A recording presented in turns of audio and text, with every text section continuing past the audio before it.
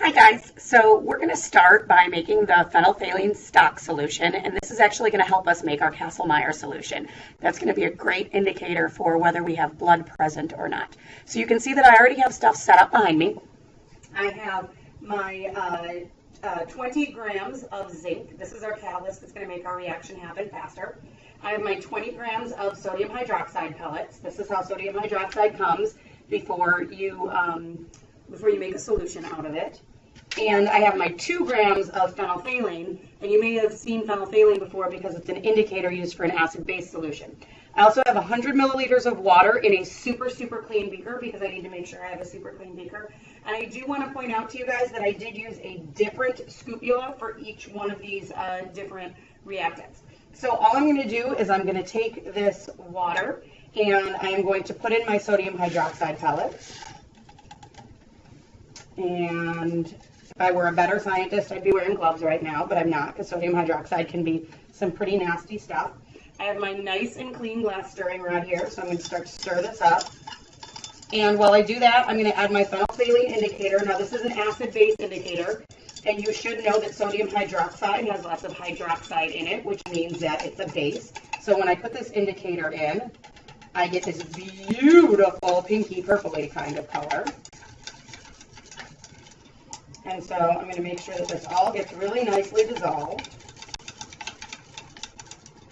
And then I'm going to put in my catalyst.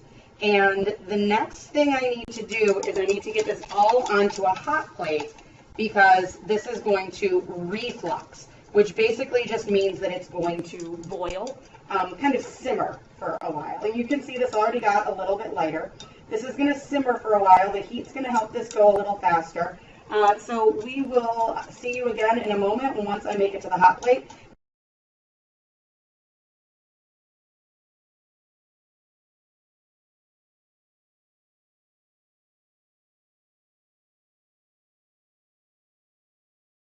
Here we are. I have my Kastle-Meyer solution sitting on the hot plate. It's going to sit here for quite some time. I have a little stopwatch here. It's already been on for a couple minutes, but I have a little stopwatch. And I'm going to start that so that you guys can see exactly how long it is that this is going to reflux for. And don't worry, I'm going to stop action, speed this up so that whatever it is you call it, so that you guys don't have to sit here the whole time that I have to sit here while this goes. You'll see me come in and periodically stir it. I'm just keeping things moving. Okay, here we go.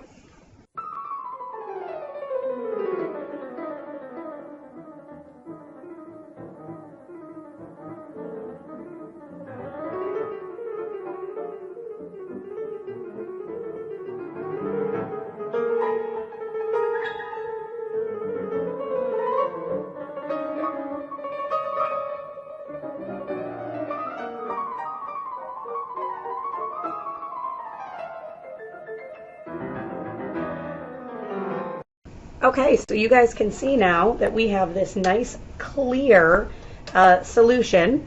The other thing you can see, once that I put that fume hood down, it'll stop beeping.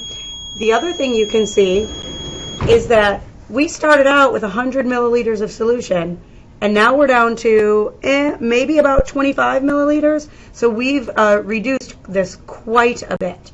So the next thing we need to do, this would obviously not be enough, but this is also a very concentrated stock solution. So we need to dilute this out. So I'll see you over at the other prep table again. Okay, the other thing I want you guys to see is that that took 48 minutes. So this is not a speedy process here. So all we're going to do now, I don't need a super precise measurement for this dilution, but we're going to create a 1 to 5 dilution of this. So I've got about 30 milliliters.